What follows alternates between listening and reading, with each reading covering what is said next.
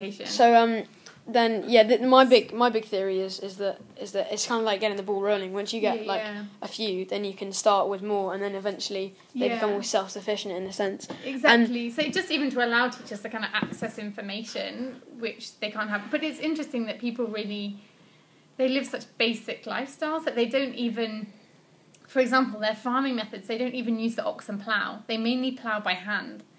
So when you're farming, they're subsistence farmers, they just farm enough food to feed their own family. Yeah.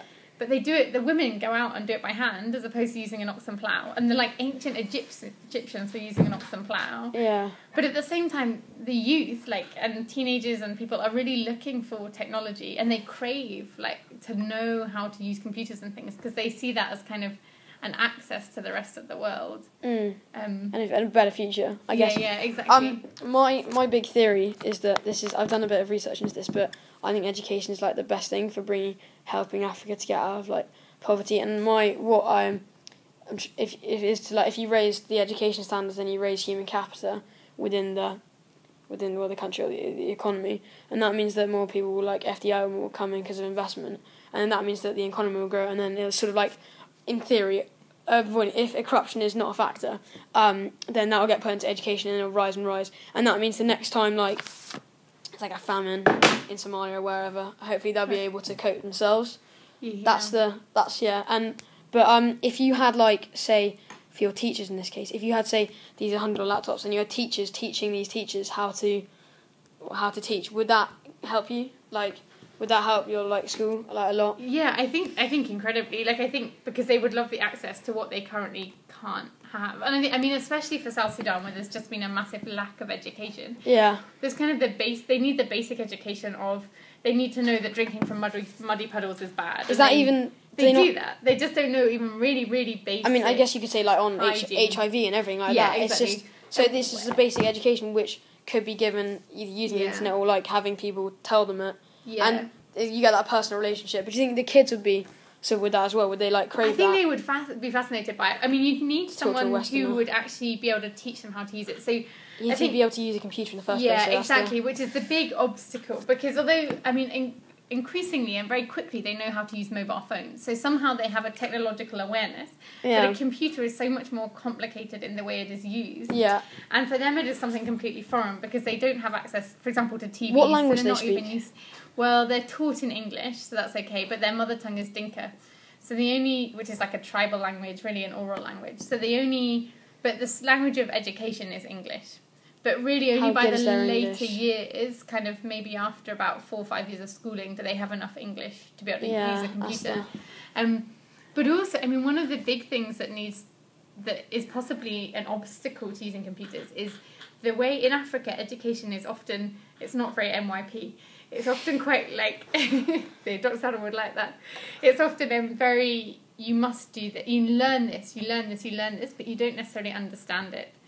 So to pass your exams, you're given a list of chemicals you learn, and formulas you learn, but you don't know how to do it. But you don't understand it, and the computers are all about kind of investigating and learning. And there's no reason why schools in Africa can't be more kind of about investigating and learning and understanding. Is that to do with the state of if you pass an exam, what is the exam? Is that a qualification? Would you? Yeah, exactly. So most of those exams are just a kind of, you must learn this stuff even if you don't understand it. Yeah. Whereas a computer involves quite a lot of the willingness to just investigate. You don't really have to know, you have to understand. Yeah, I see what you mean. It's not. It's sort of just it's like spoon feeding. You will X, Y, Z and produce it on this test. So as long as you have people who can, or at least one person who would be able to teach one person at the school how to use a computer.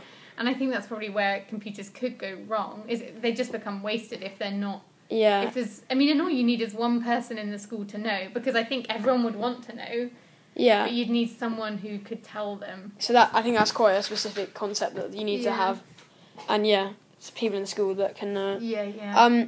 But the 100 laptop, you can smack it, you can chuck it anywhere. It's waterproof, dustproof. It's quite good. So you can pretty much do anything to it and it will survive. Yeah.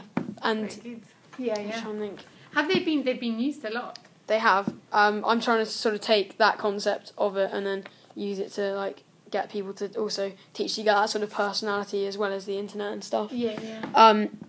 Yeah, but overall, would you probably sort of think about getting some laptops if money was not on... If money was not an issue? Yeah.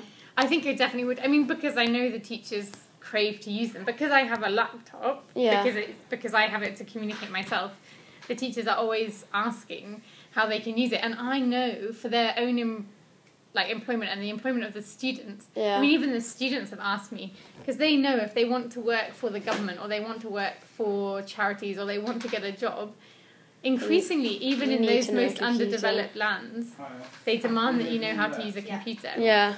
And also the world it opens to them in terms of understanding other kind of government, understanding democracy, understanding knowledge, all of it's just there, and they know that they somehow need access to that. It means that they're not kind of hidden away in the village in the middle of nowhere anymore, but suddenly they can communicate via Facebook or whatever, and suddenly they're part of this world. So I know they would all want to do it, and I guess, I mean, a lot of development should be led by the people, so if they want it... Yeah, then they should get it. Finally, if you had computers, would you think sort of getting a link with Wellington in regard of sort of pen pals and but also in helping teach them as well, that person? Would you think that's overall a good idea? Yeah, definitely. Because I mean, Wellington and schools here have so many resources. I mean, one thing which would be amazing to do is to encourage dialogue, partly because people in Wellington would learn, as well as people in South Sudan would learn. Connections and... Yeah, and also just that exposure. I mean, even things... For example, the role of girls and kind of girls' rights. In that culture, it's very, very traditional. So even their kind of ability to correspond with girls here would allow them to see that the kind of restraints they're living under at the minute don't have to be the case, that there are other options. Yeah. So those kind of things, obviously education as well. I mean, there's so much, even just by practicing English with a native English speaker, your English would improve so much. So even if there was correspondence... simple between pupils, the South Sudanese would benefit so much from that exposure to good written English. Okay. But also then potentially teachers. I mean, you could teach lessons. You could get pupils or teachers at Wellington to teach lessons. I've been doing worksheets on what they could do.